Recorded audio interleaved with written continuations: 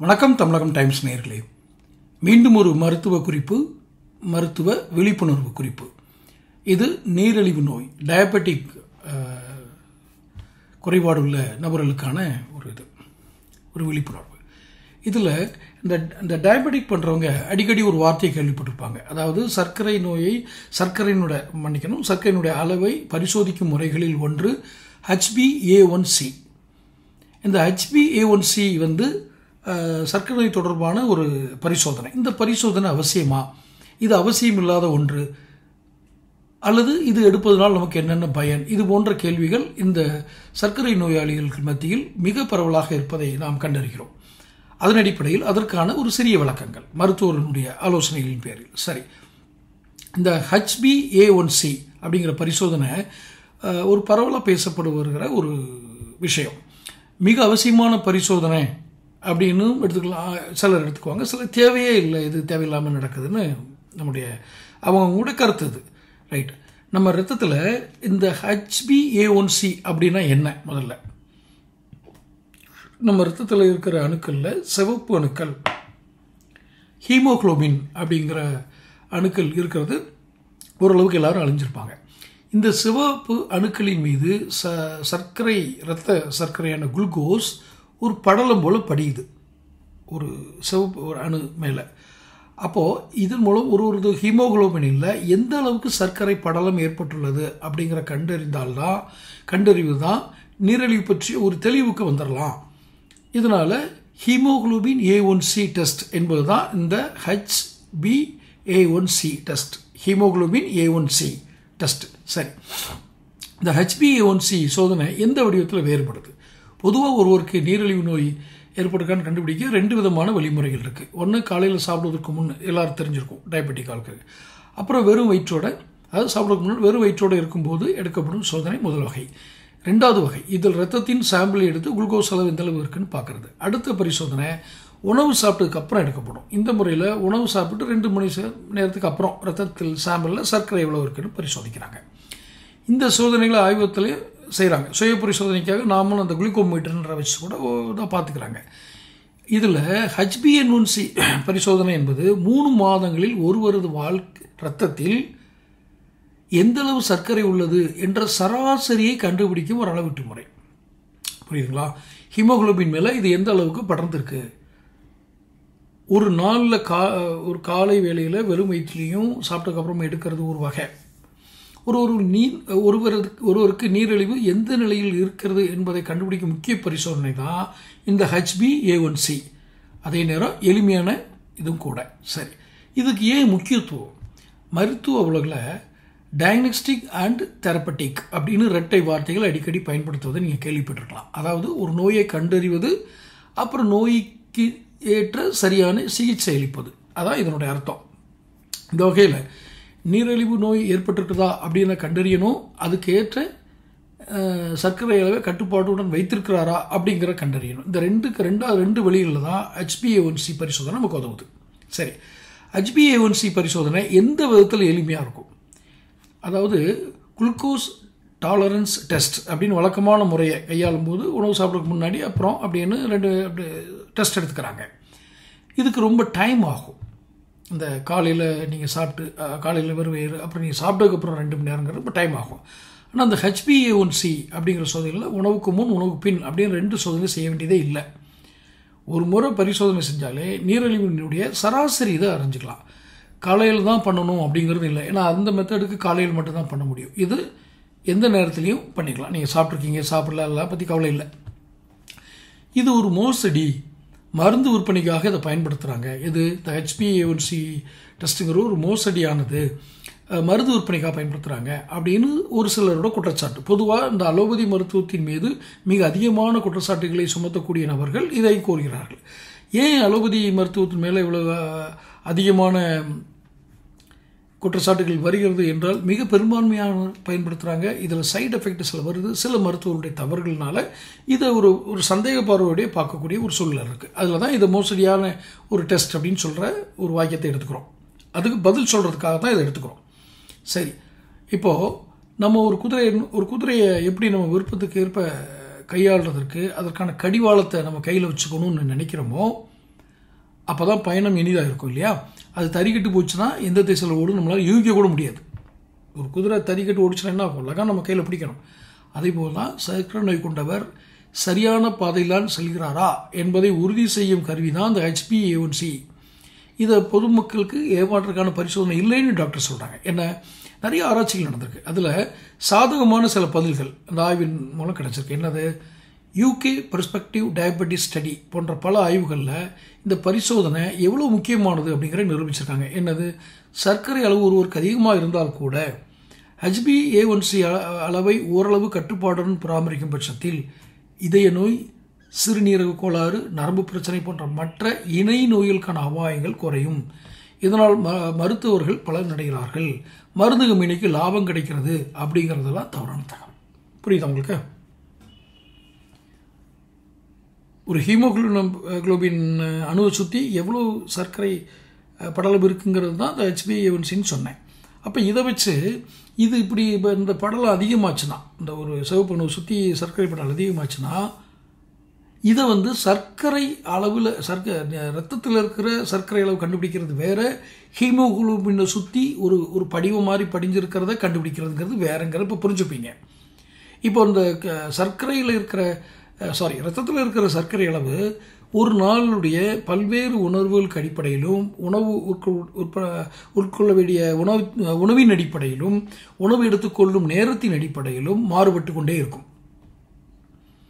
ஒரு நாள் எடுத்த டெஸ்ட்டு மறுநாள் இருக்காது.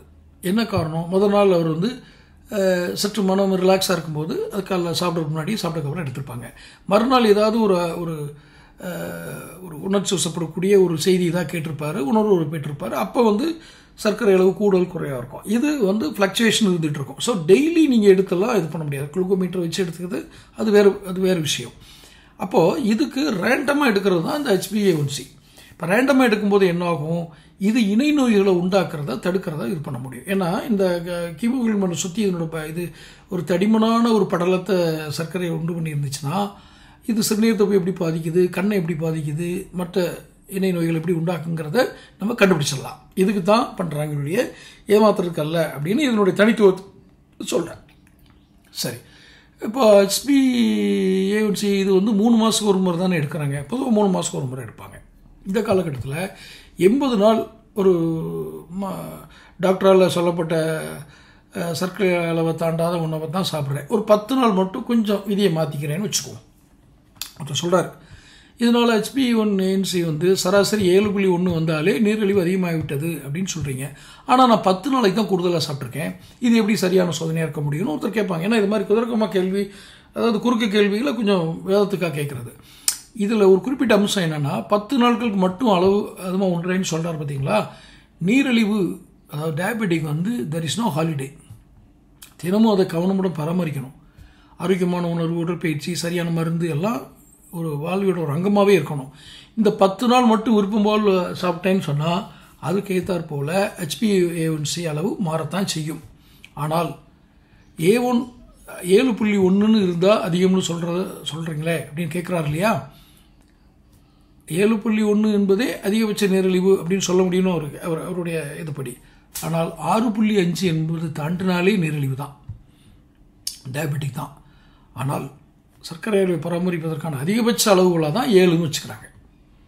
ஸோ 6.5 இருந்துச்சுன்னா அப்போ இல்லைன்னு நீங்கள் எடுத்துக்கலாமான்னா இல்லை, அப்படி இல்லை, அது ஒரு இதாக எடுத்துக்கிறாங்க. சரி, HbA1cங்கிறது உங்கள் வீட்டுக்கு வந்திருக்கிற கெஸ்ட் மாதிரி.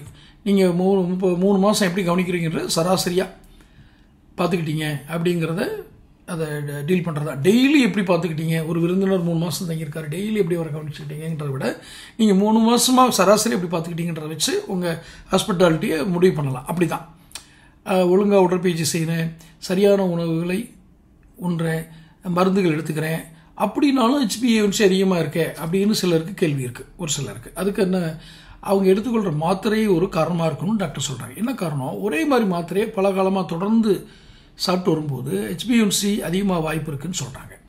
இவங்க டாக்டர் எந்த டாக்டர்கிட்ட இது எடுத்தாங்களோ அவங்கள நீங்கள் தான் மாத்திரைகளை மாற்றம் செஞ்சுக்கணும். 2வது, 90 நாட்களில் ஏதேனும் சில தினங்கள் கட்டுப்பாடு இல்லாமல் சாப்பிட்ருந்தாலும், இந்த உடற்பயிற்சி செய்யாமல் சட்டையாக இருந்திருப்பாங்க, அப்படி இருந்தாலும் கூட இந்த HbA1c உடைய அளவு அதிகமாக காண்பிக்கலாம்.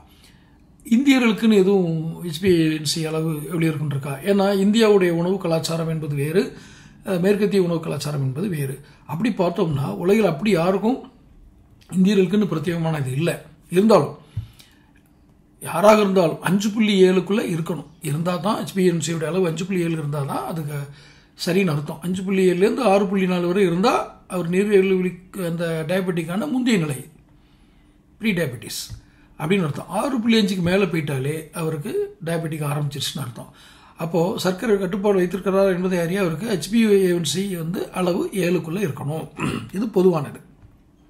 இதை பார்க்காட்டா என்ன நடக்கும்? HbA1c பார்க்காட்டா எல்லாருக்கும் அதனுடைய அழிப்பு, இந்த நீரிழிவு நோயோட பாதிப்பு எதுன்னா சைலண்ட் கில்லர்னு சொல்லுவாங்க. எல்லாத்துக்கும் அதனுடைய அறிகுறிகள் அவ்வளோ வெளிப்படையாக தெரியாது. சிலருக்கு சைலண்ட்டாக தான் அது தாக்கம் இருக்கும். நீரிழிவே அடிப்படையில் நாம் உணராமல் இருக்கும்போது அதனுடைய பக்க விளைவுகளை மட்டும் நம்ம எப்படி பெரிய எழுந்திர முடியும்? அபாயம் ஏற்படும். அப்போ வலி இல்லாமலேயே, நெஞ்சில் வலி வராமலேயே ஹார்ட் அட்டாக், மாரடைப்பு வர்றது, கண் பாதிப்பு, அதெல்லாம் 90% பாதிச்சுக்கு அப்புறம் தான் தெரியுன்றாங்க. சிறுநீரக கோளாறு சத்தம் இல்லாமல் உள்ளே நடந்துகிட்டு இருக்கும். இதெல்லாம் எதுவுமே நம்ம உணர முடியாது. அப்போ HbA1c நம்ம செய்யும்போது அந்த சராசரி 3 மாதத்துக்கு ஒரு கண்டுபிடிக்கும் போது டக்குன்னு கண்டுபிடிச்சிடலாம். ஐயா நீங்கள் எங்கேயோ அந்த 3 மாதத்தில் ஒரு இடத்துல குறை பண்ணியிருக்க அப்படின்னு கண்டுபிடிச்சிக்கலாம். இல்லைட்டனா பாதிப்பு நமக்கு தான். என்ன சரி, இதில் ஏதாவது குறிப்பிட்ட ஒரு முடிவுகள் சொல்ல முடியுமா HbA1c ஆய்வுகள் அப்படின்னா? சர்க்கரை நோயாளியாக ஒருவர் இருந்தும் HbA1c அளவு கட்டுப்பாடு வைத்திருக்கும் நபர் சர்க்கரை நோய் இல்லாத ஆரோக்கியமான நபரை விட அதிக நாள் வாழ்கிறார் அப்படின்னு ஒரு ஆராய்ச்சி முடிவு சொல்லுது. நல்லா பார்த்துக்கிடுங்க. சர்க்கரை நோய் இருக்குது, ஆனால் அவர் கட்டுப்பாட்டில் வச்சுருக்கிறாரு, HbA1c அளவு சரியாக இருக்குன்னா அவர் சர்க்கரை நோயே இல்லாதவரை விட அதிக நாள் வாழ்கிறாரு அப்படின்னு இருக்குது. இது ஆரோக்கியமான வாழ்வில் ஒரு முறை, ஒரு முக்கியத்துவத்தை நமக்கு புரிய வைக்க தான் நம்ம எடுத்துக்கலாம். இப்போ நீரிழிவு நோய் என்பது ஒருவருக்கு இன்னும் சாபம் கிடையாது. அது வாழ்க்கை முறையில் ஒரு ஒழுக்கம், ஒரு டிசிப்ளின் மாறினால ஒரு சின்ன குறைபாடு. கட்டுப்பாடாக நடந்துக்கிட்டிங்கன்னா ஒரு வாழ்க்கையோட தரமும் வேறுபடும். சரி, யார் யார் இந்த பரிசோதனை செய்து கொள்ள வேண்டும்? அது ஒன்று இருக்குல்ல, HbA1c அதை செய்யணும். முன்னெல்லாம் சர்க்கரை நோய் பாரம்பரியமான நோய், அப்பாவுக்கு இருந்தால், அம்மாவுக்கு இருந்தால், தாத்தாவுக்கு இருந்தால் நமக்கு வரக்கூடிய வாய்ப்பு இருக்குது அப்படின்னு சொல்லி ஒரு இது சொன்னாங்க. இப்போது சுற்றுப்புற சூழல் காரணமாக கூட இந்த டைப் 2 டயபெட்டிஸ், அதாவது டயபெட்டிஸ் வந்துடுது. என்ன? காற்று மாசு, ஏர் பொல்யூஷன், அடிக்கடி மாறுற சீதோஷ்ண நிலை, டெம்பரேச்சர் மாறுறது, நகர்ப்புற கட்டுமானங்கள், அதாவது கன்ஸ்ட்ரக்ஷன் இது அதிகமாக நடக்கிற நகரங்களில் இந்த மைக்ரோ டஸ்ட் இது இருக்கும். அப்போ அதுவும் ஒரு காரணமாகுது. உணவு முறை, வேலை, தொழில்நுட்பம் சார்ந்த வாழ்க்கை முறை போன்றவற்றால் எந்த வயதில் வேணாலும் யாருக்கு வேணாலும் சர்க்கரை நோய் வரலாம் அப்படின்னு இருக்குது. அதை யாருக்கு தான் வரும் அப்படிங்கிறது யூகிக்கவும் முடியல. இப்போது இள வயதில் இந்த டயபெட்டிக் வர்றவங்க அதிகரிச்சுட்டு வர்றாங்க. அப்போது 25 வயது நிரம்பியவர்கள் பட்டப்படிப்பை முடித்து முதல் முறையாக வேலைக்கு செல்லும் போதே இந்த HbA1c சோதனை செய்து சிந்திக்கிறது ஒரு பாதுகாப்பானது அப்படின்னு சொல்கிறோம். முக்கியமாக ப்ரீ டயபெட்டிஸ் அறிகுறி கொண்டவர்கள் 40 வயதை கடந்த உடனே வீட்டில் யாருக்கே நீரிழிவு கொண்ட குடும்ப வரலாறு இருக்கிறவங்க சோதனை செஞ்சுக்கிறது நல்லது அப்படிங்கிறது இது. அதனால் இது பாரம்பரியமாக இருந்தால் தான் வேணுமான்னு இல்லை, 25 வயசுக்கு மேலே ஒரு டெஸ்ட் பண்ணிக்கங்க. இது எப்படி கணக்கிடப்படுது? HbA1c நம்ம உணவு செரிமானம் அடைஞ்சு குளுக்கோஸாக மாறி ரத்தத்தில் கலக்குது இல்லையா? ரத்தத்தில் கலந்திருக்க அந்த குளுக்கோஸ் சர்க்கரை அளவை கணக்கிட டெலிசிட்டர் அப்படின்னு ஒரு அளவை பயன்படுத்துகிறாங்க. அதாவது ஒரு டெலிசிட்டரில் எத்தனை மில்லிகிராம் குளுக்கோஸ் அடங்கியிருக்கிறது என்பதை இது கணக்கீடு. இதன் அடிப்படையில் 140 மில்லிகிராம் டெலிசிட்டர், ஒரு டெலிசிட்டரில் 140 milligram glucose, 200 milligram glucose, 300 milligram glucose அப்படின்னு அவங்க டெஸ்ட் ரிப்போர்ட் வரும். இப்போ இந்த HbA1c சோதனை கணக்கிடும் முறையில் இது முற்றிலும் மாறுபட்டதாக இருக்குது. ஒரு டெலிசிட்டரில் எத்தனை மில்லிகிராம் சர்க்கரைங்கிறத இவங்க கணக்கிடுறது இல்லை. பொதுவாக கணக்கிடுறத நான் இப்போ முதல்ல சொன்னேன். அப்போ HbA1c சோதனையில் ரத்தத்தின் சிவப்பு ஹீமோகுளோபினில் சர்க்கரை எந்த அளவு படர்ந்துள்ளதுன்னு கண்டுபிடிக்கிறது. 90 நாட்களுக்குள்ள மேலும் ஒரு ஹீமோகுளோபின் 90 நாள் வரைக்கும் உயிரோடு இருக்கும். அதுக்கு மேலே உயிரோடு இருக்கும் சிவப்பணு. அப்போ இந்த காரணமாக தான் அவங்க ஹீமோகுளோபின் மேலே இருக்கிற கோட்டிங்கை கணக்கு எடுத்துக்கிறாங்க. அப்போ இது மில்லினோஸ் பெர் மோல் என்ற கணக்கீட்டின் அடிப்படையில் வருது. அதாவது மில்லி மோல்ஸ் பெர் மோல், அதாவது சராசரி HbA1c என்று சொல்லுகிற 6.5 மருத்துவ கணக்கீடு 48 mmol மில்லிமோல்ஸ் பெர் மோல் எவ்வளோ இருக்குது? அதாவது உங்கள் ஹீமோகுளோபினாவது 6.5% அளவு சர்க்கரை படலத்தால் முழுமையாக நினைக்கப்பட்டுள்ளது அப்படிங்கிறதா இதனுடைய பொருள். சரி, HbA1c மூன்று மாத தோராயமான முடிவுகளால் நீரிழிவு நோயை நாம் எவ்வாறு கையாளுகிறோம், எப்படி கையாள வேண்டும், இரண்டும் தெளிவான வழிகாட்டுதல் கிடைக்கும். இப்போ தினசரி நாம் பெறக்கூடிய குளுக்கோஸ் சோதனை முடிவுகள் அன்றைய தினம் நாம் எப்படி இருந்தோம் தான் தெரியும். அப்போ நீண்ட காலம் நாம் எப்படி பராமரிக்கிறோன்ற ஒரு சராசரி அளவீடு இருந்தால் நம்மளுடைய இணை நோய்கள், சர்க்கரை நோய்க்கு இணையாக வரக்கூடிய இணை நோய்களை நாம் தவிர்த்து விடலாம் என்பதுதான் மருத்துவர்களுடைய பரிந்துரை. ஸோ HbA1c பற்றி ஓரளவுக்கு விரிவாகவும் ஒரு விழிப்புணர்வை ஏற்படுத்தும் அளவுக்கும் இந்த காணொலி கிடைத்திருக்கும் நம்புகிறோம். தொடர்ந்து இந்த காணொலியை பகிர்வு செய்யுங்க. இதனோட முக்கியத்துவத்தை எல்லாத்துக்கும் எடுத்து சொல்லுங்கள். சேனல் சப்ஸ்கிரைப் பண்ணுங்கள், நோட்டிஃபிகேஷன் பெல் பதிவு பண்ணுங்கள். அடுத்தடுத்த வீடியோக்களை சந்திப்போம். நன்றி, வணக்கம்.